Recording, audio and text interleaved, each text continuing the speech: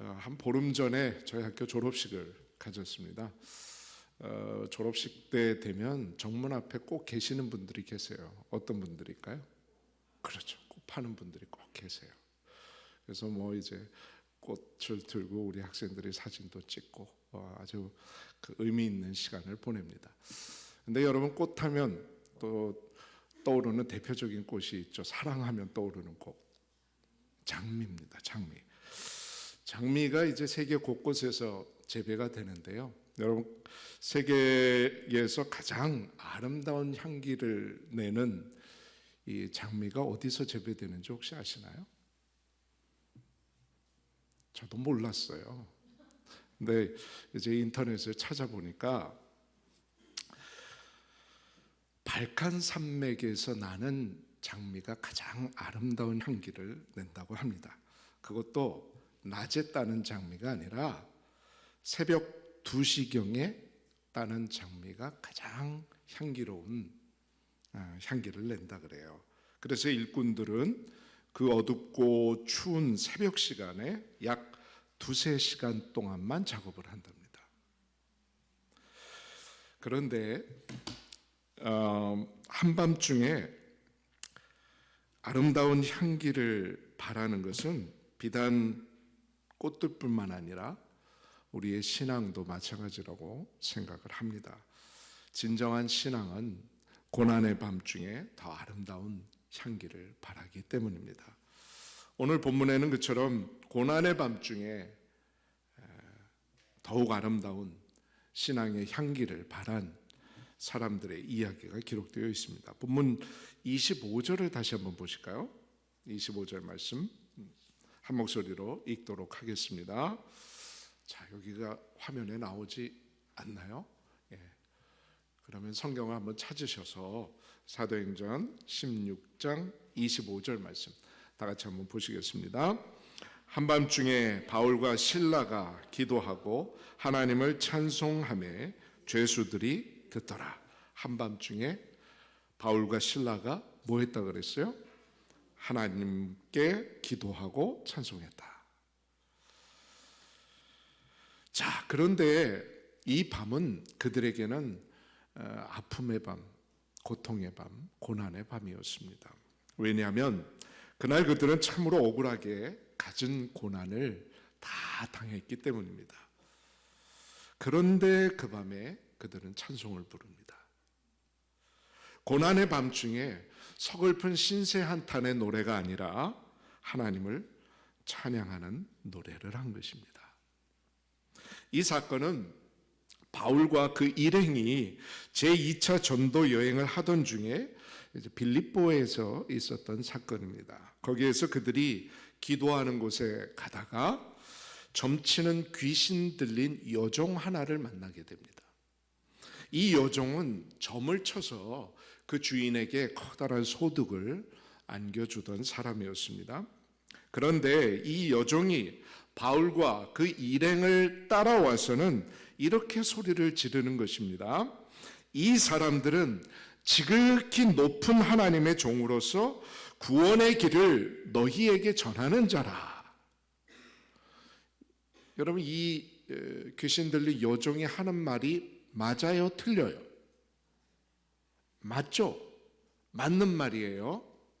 이 바울과 일행은 지극히 높으신 하나님의 종으로서 구원의 길을 사람들에게 전하던 사람들이었어요.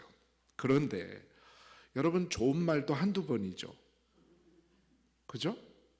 그런데 이 여종이 바울과 그 일행을 계속해서 따라다니면서 며칠이고 그 말을 반복을 하는 겁니다.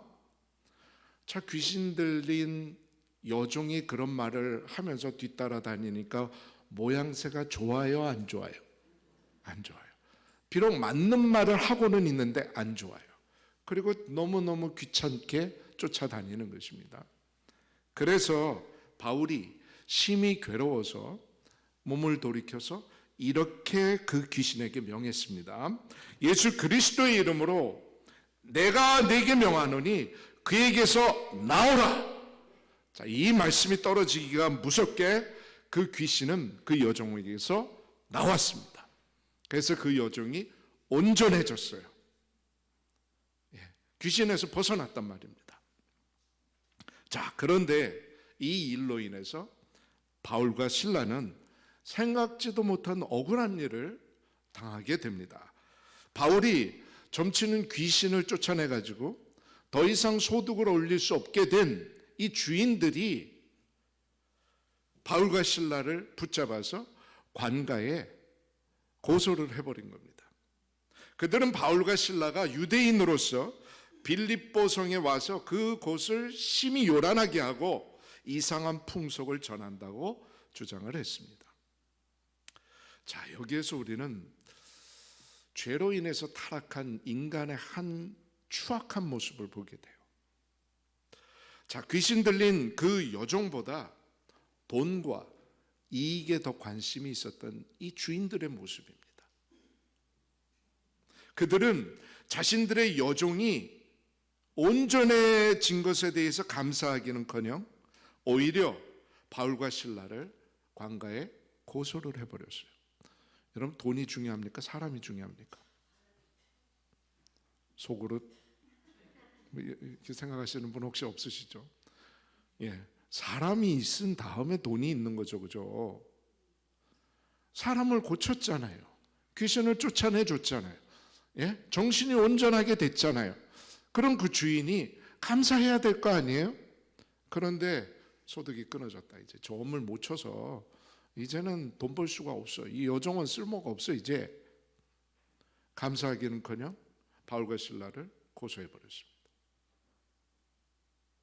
물질 만능주의에 빠진 사람들의 모습입니다. 그런 사회의 한 모습이에요. 그런데 안타까운 것은 알게 모르게 우리 자신들도 그러한 모습에 빠질 때가 있다라는 것입니다. 물질 만능주의에 빠질 때 사람보다 돈이 더 중요한 것처럼 생각되는 때가 있어요. 그렇죠. 죄로 인해서 어그러진 모습입니다. 타락한 모습이에요.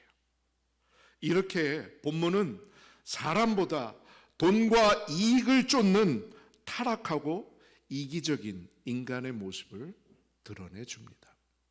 자, 그런데 본문에서 더 황당한 일은 바울과 실라가 그처럼 억울하게 고소를 당했음에도 불구하고 그들에게는 변명할 기회조차 주어지지 않았다는 거예요.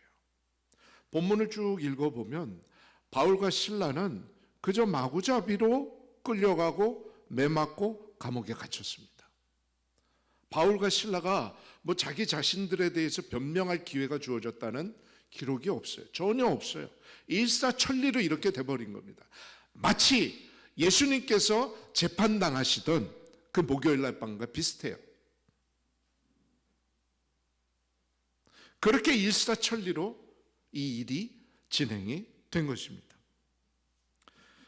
더군다나 그 고소를 들은 무리가 일제히 함께 일어나서 송사하고 그 소리를 들은 상관들은 곧바로 바울과 실라의 옷을 찢어 벗기고 매로 치라고 명했습니다. 그래서 바울과 실라가 매로 많이 맞고 깊은 감옥에 착고에 든든히 채워진 채 갇히게 되었습니다. 깊은 감옥에 착고에 채워진 채 갇히게 되었다. 이건 무슨 말이냐면 중죄인 취급을 받았다는 말이에요. 여러분, 바울과 실라가 중죄인 취급을 받을 만큼 그렇게 잘못했습니까? 자, 아무튼 이런 상태로 한밤중에 되었습니다. 그런데 여러분도 아플 때 경험해 보셨듯이 밤이 되면 아픈 곳이 더 어때요?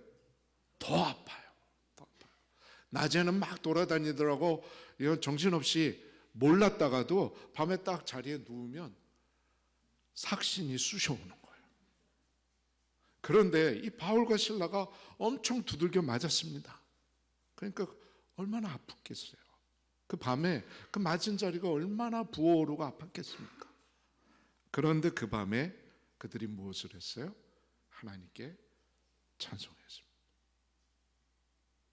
아마 저 같으면 믿음이 부족하니까 하나님, 이게 도대체 웬일입니까? 제가 뭘 잘못했습니까 도대체?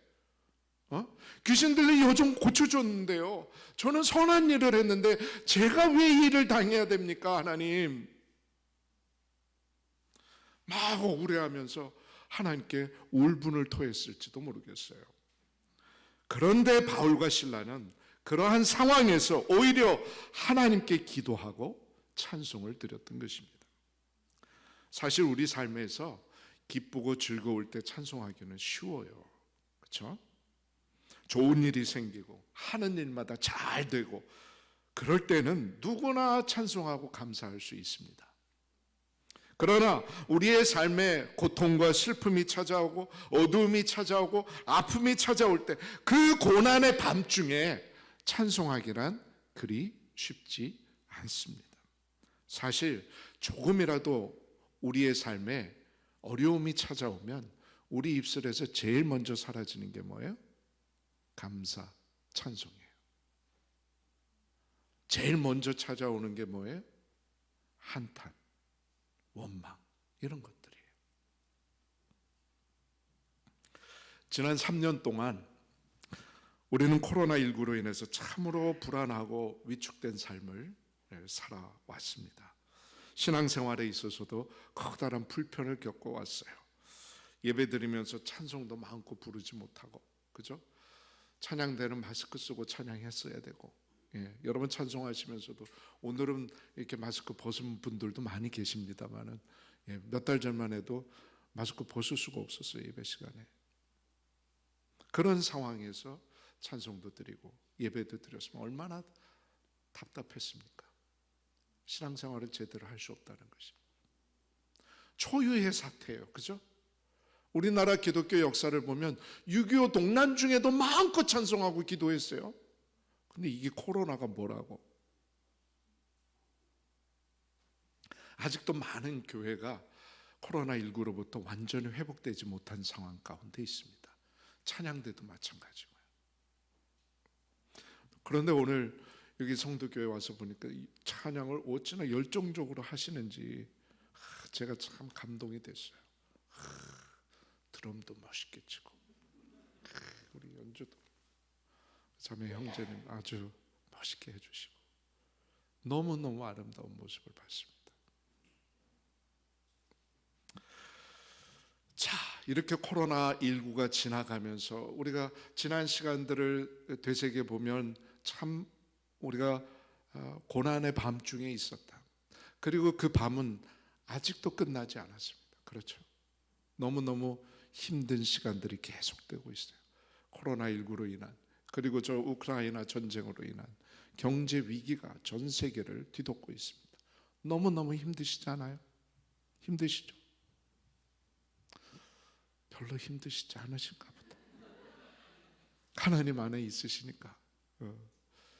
그래도 여러분 얼굴이 이렇게 밝으신 걸 보니까 주님 안에서 평안과 감사와 기쁨이 있는 줄로 믿습니다.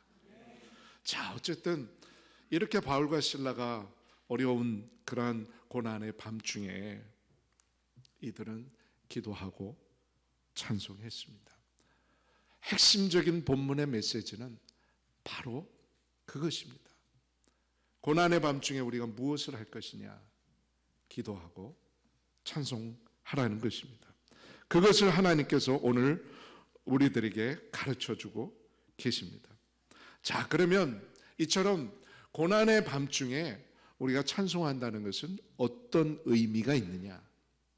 세 가지 의미를 생각을 해보겠습니다. 첫째로 그것은 위대하신 하나님을 증거하는 것입니다. 한번 따라 하시면 좋겠습니다. 위대하신 하나님을 증거하는 것이다.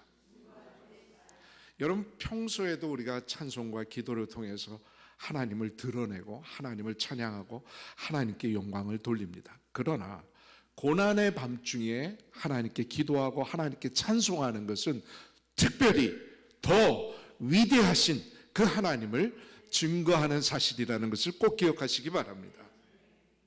본문에 보면 바울과 실라가 기도하고 찬송하는 소리를 누가 들었어요? 죄수들이 들었다. 이렇게 기록하고 있어요. 죄수들이 들었다. 이것은 바울과 실라가 너무 아파가지고 끙끙 앓면서 이러면서 속으로 기도하고 찬송했다는 게 아니고, 죄수들이 들을 정도로 소리를 내서 기도하고 찬송했다는 것을 의미합니다. 그들은 그렇게 고통스러운 상황 속에서도 오히려 소리를 내서 하나님을 찬송했습니다.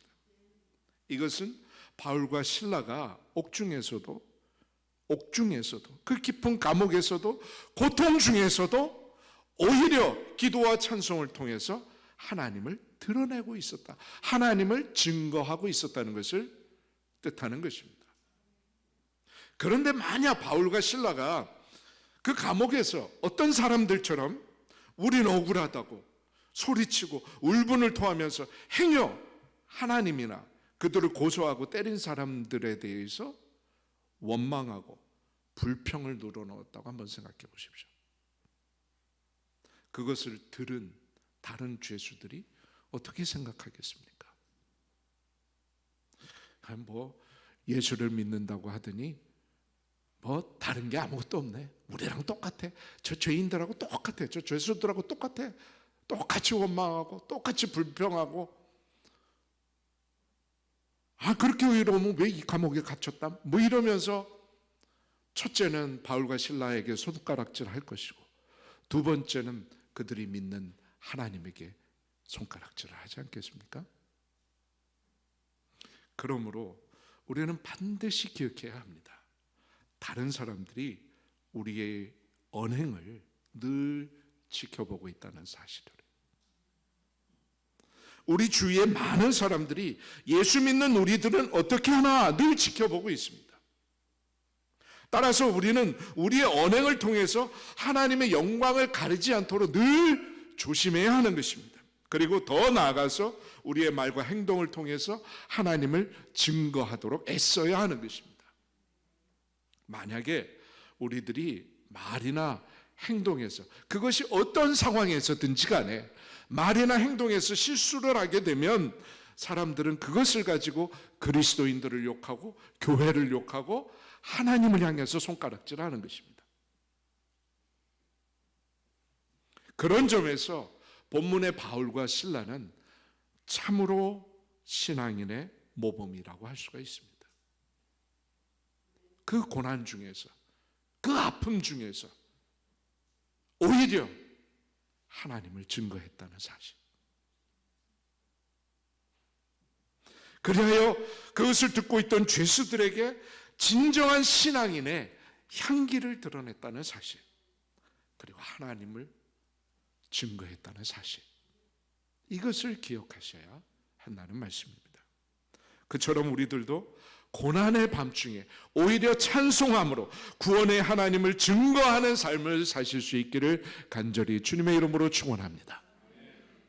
둘째로, 한밤중에 드리는 찬송은 하나님의 은혜에 대한 감사의 표현입니다. 한번 따라해 보시겠습니다. 하나님의 은혜에 대한 감사의 표현이다. 좀 잘 이해가 안 되시죠? 여기 그들이 한밤중에 찬송했다는 말씀 속에는 시간적으로 한밤중에 찬송했다는 사실뿐만 아니라 또 다른 특별한 의미가 담겨 있습니다. 여러분, 시편 42편 8절에 보면 밤중에 부르는 노래에 대해서 이렇게 기록하고 있습니다. 낮에는 여호와께서 그의 인자하심을 베푸시고 밤에는 그의 찬송이 내게 있어 생명의 하나님께 기도하리이다. 따라서 밤중에 부르는 찬송은 낮에 베풀어 주신 하나님의 은혜에 대한 감사의 표현인 것입니다. 시편 119편 62절은 이 사실에 대해서 또 이렇게 증거합니다. 내가 주의 의로운 규례들로 말미암아 밤중에 일어나 주께 감사하리이다. 낮에 베풀어 주신 하나님의 은혜가 너무나 커서 밤중에 일어나 주께 감사를 드린다는 것입니다. 여기 감사하리다 이 말은 감사 찬송을 뜻하는 용어 중에 하나입니다. 그러므로 바울과 실라가 그날 밤중에 드린 찬송은 평소처럼 그날 하루 동안 하나님께서 베풀어 주신 은혜에 대한 감사 찬송이었을 것입니다. 이 말씀들에 따르면 그들은 그렇게 억울한 일을 당하여서 몸과 마음이 괴롭고 고통스러운 밤중에도 오히려 하나님께 감사의 찬송을 드린 것입니다. 그렇다면 이 바울과 실라가 그 밤에 무엇에 대해서 감사했을까요? 맞은 것에 대해서 감사했을까요? 감옥에 갇힌 것에 대해서 감사했을까요?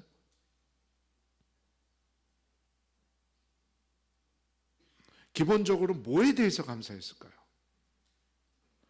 여러분, 어려울 때나 힘들 때나 아플 때나 고통 중에서 여러분 늘 갖고 계시는 감사의 제목이 뭐예요? 없어요? 그때는 감사하지 않아도 돼요? 우리가 늘 감사하는 감사의 제목이 뭐예요? 예수 그리스도의 십자가의 공로로 말미암아 죽을 수밖에 없는 내가 그 보혈로 인하여 그 은혜로 인하여 구원을 받은 사실, 언제든지 우리가 감사해야 될 제목 아닌가요? 힘들다고 이것에 대해서 감사하지 않아요? 네. 힘들면 하나님의 자녀가 아니라 어둠의 자녀가 됩니까?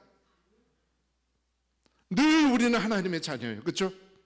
예수 그리스도로 말미암아 하나님의 자녀가 되었어요. 이 감사는 우리가 죽을 때까지, 아니 하나님 앞에 가서까지 계속해서 날마다 감사해야 될 제목인 줄로 믿습니다. 아마 바울과 실라는 그 감사를 했을 거예요. 비록 맞아서 몸은 아파하고 마음은 괴롭고 그렇지만 그 밤중에 하나님께 감사했을 것입니다. 변함없는 감사를 드렸을 거예요. 나를 구원하신 그 은혜에 대해서 감사했을 겁니다. 또 무엇에 대해서 감사했을까요? 아마도 그렇게 얻어 터졌음에도 불구하고 하나님께서 생명을 지켜주셨다는 사실. 생명의 하나님께 내가 기도하리이다. 생명을 지켜주신 하나님. 여러분, 오늘도 살아계심에 감사하고 찬송하시기 바랍니다. 오늘 우리가 왜 살아있습니까? 아직 이 땅에 우리가 해야 할 사명이 남아있기 때문에 살아있는 줄로 믿습니다. 사명 다 하면 하나님께서 데려가시는 거예요. 오늘 우리가 아직 살아있는 것은 사명이 있기 때문이고 살아있기 때문에 감사할 수 있는 겁니다. 살아있음에 감사하는 거예요. 또 하루 주님을 위해서 살 수 있는 시간이 우리에게 주어진 거죠. 언제 갈지는 모르지만 그들은 그들에게 베풀어 주신 하나님의 은혜를 잊지 않았습니다. 비록 고난의 밤중에 있었지만 그 은혜를 인하여 감사했던 것입니다. 그래서 찬송한 거예요. 여러분, 이것이 바로 참된 신앙이고 진정한 찬양인 것입니다. 진정한 찬양은 고난 중에 빛이 나는 거예요. 고난 중에 터져 나오는 찬송이 진실한 찬송인 것입니다.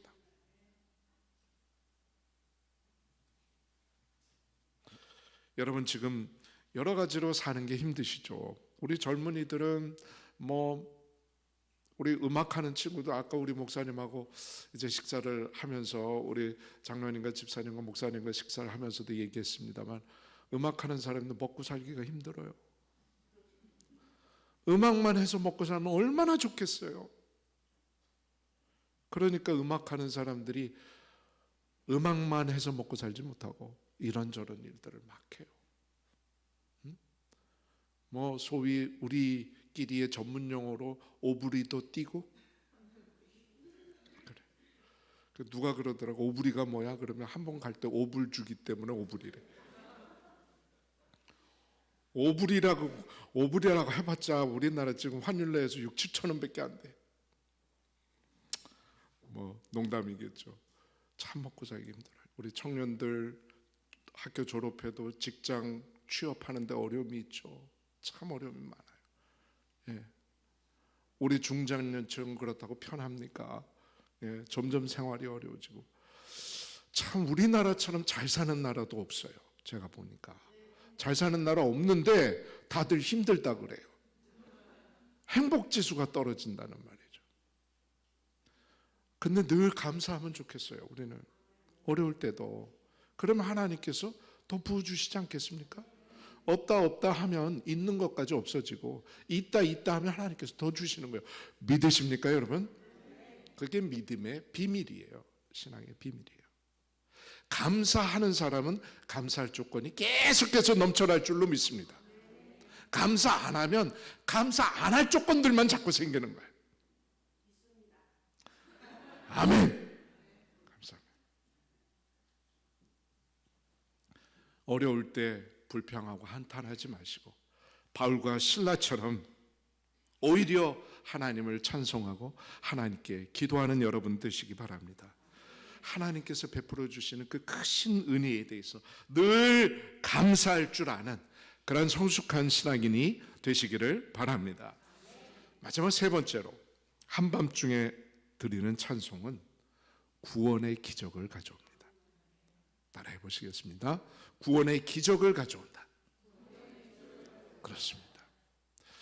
여러분, 기적이라는 게 그냥 평상시에도 일어나지만 그런 기적은 기적처럼 잘 느껴지지 않죠? 좀 질문이 좀 그런가요? 여러분, 오늘 우리가 살아있는 게 기적이죠? 살아있는 게 기적이에요. 근데 이게 너무 평범한 기적이라 기적처럼 여겨지지 않아요. 근데 기적이 도드라질 때가 언제예요? 기적이 일어날 수 없을 때. 기적이 일어나면. 진짜 어려운 상황 가운데 기적적인 일어나면 그게 확 다가오죠. 그죠? 바울과 실라가 참 힘든 상황 가운데 있습니다. 고난의 밤중에 있었어요. 그런데 이 밤에 기적이 일어납니다. 언제? 이들이 기도하고 찬송했을 때 기적이 일어났습니다. 26절 말씀 한번 보시겠습니다. 26절 말씀 같이 보시겠습니다. 이에 갑자기 큰 지진이 나서 옥토가 움직이고 문이 곧 다 열리며 모든 사람의 매인 것이 다 벗어진더라. 25절에 그들이 한밤중에 기도하고 찬송했습니다. 그때에 갑자기 기적이에요. 갑자기 기적이 일어났어요. 큰 지진이 나서 옥문이 열리고 모든 사람의 매인 것이 풀어지는 기적이 일어났습니다. 그러나 여러분, 기적이 거기에서 끝나지 않았어요.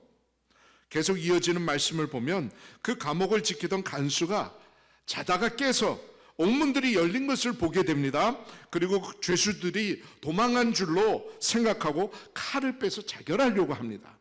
당시의 법에 따르면 죄수들이 도망갔을 때, 놓쳤을 때에는 간수가 그 벌을 대신 받게 되어 있었습니다. 그런데 그가 자결하려던 순간에 감옥에 있던 바울이 크게 소리를 질렀습니다. 내 몸을 상하지 말라. 우리가 다 여기 있노라. 이건 놀랄만한 일 아닙니까? 옥문이 열려졌어요. 이게 착고가 다 풀어졌습니다. 그럼 보통 사람은 어떻게 해야 돼요? 도망가죠. 근데 이 사람들은 거기 그대로 있는 거예요.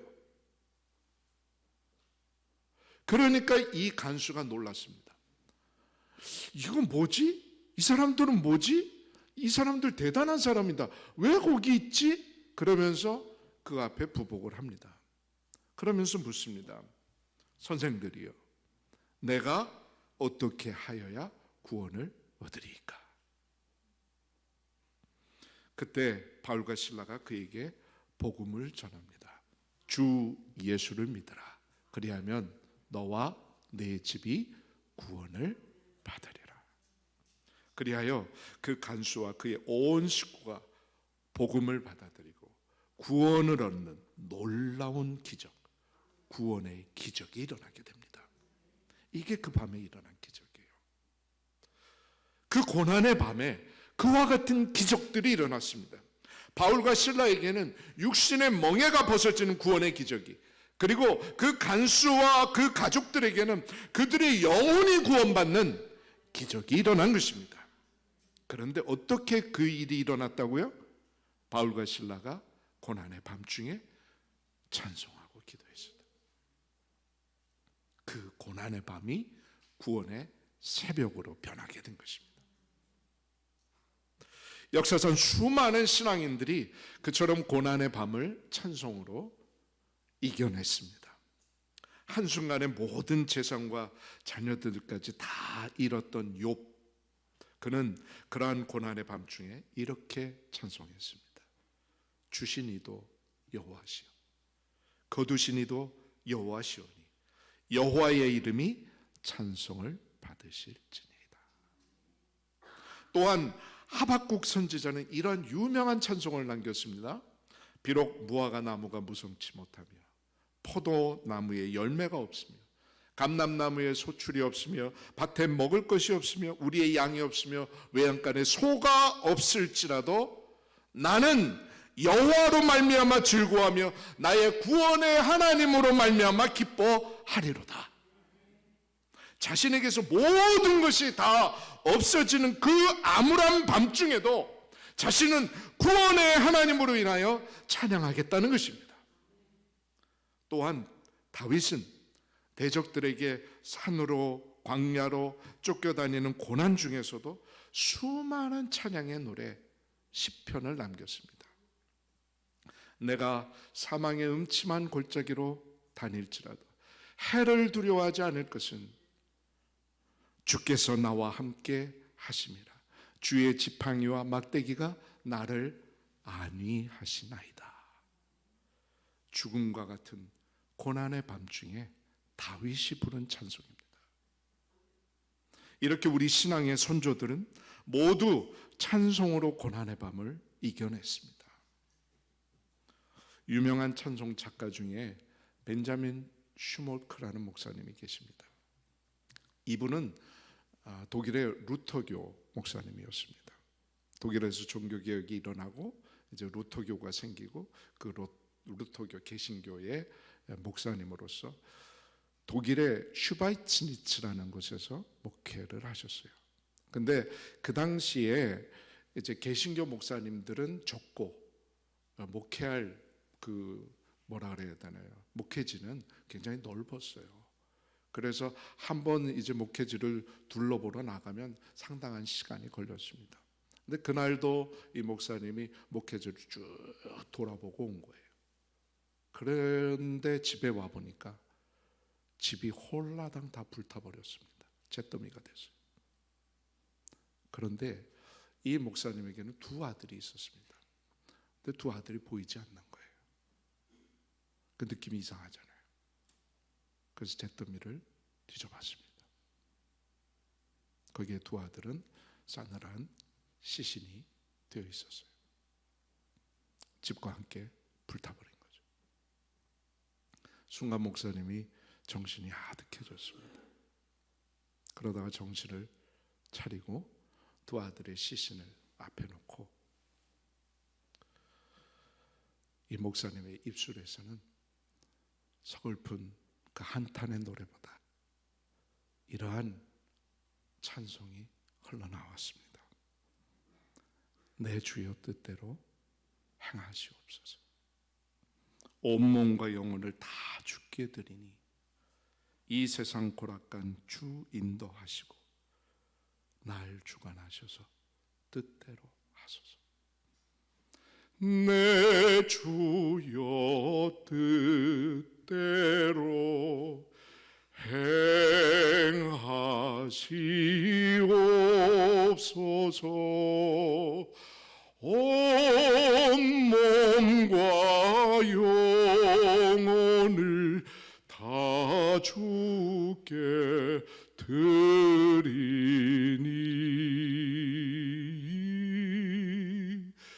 이 세상 고락한 주 인도하시고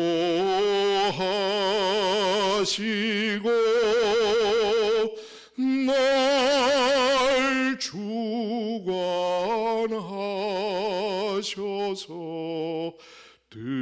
뜻대로 하소서.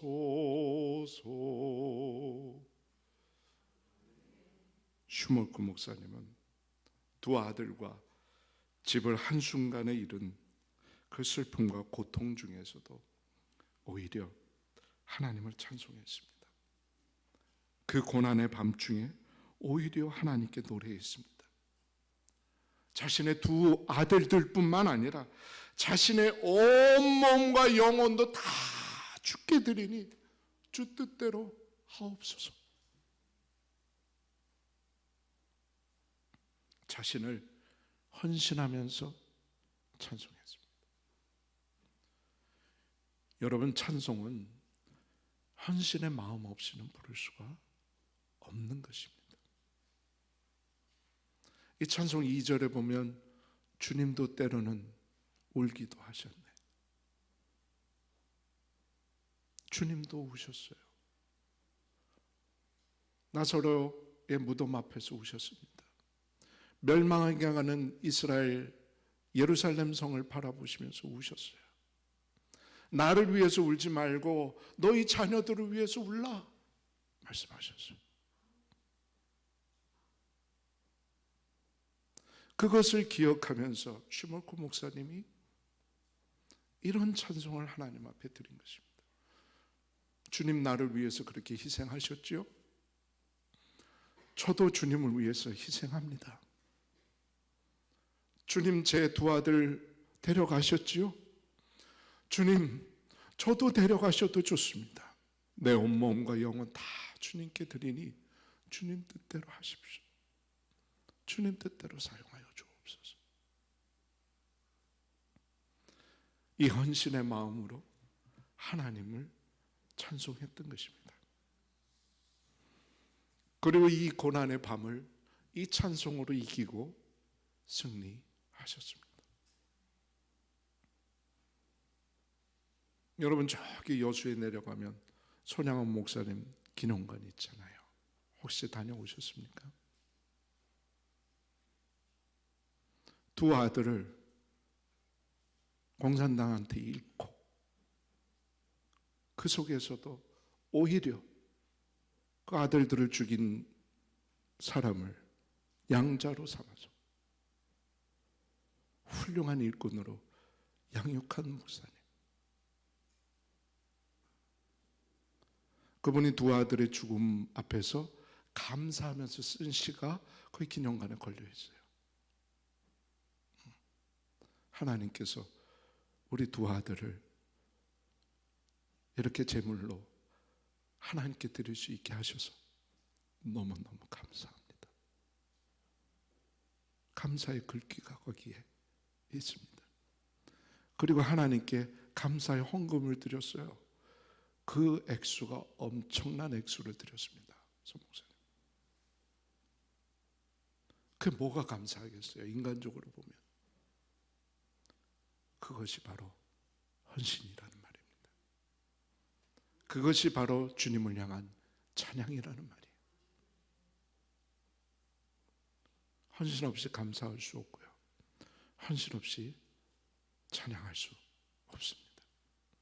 그냥 우리의 목소리를 드리고 우리의 재능을 드리는 것이 찬양이 아니에요. 우리의 삶을 드리는 것이 찬양인 것입니다.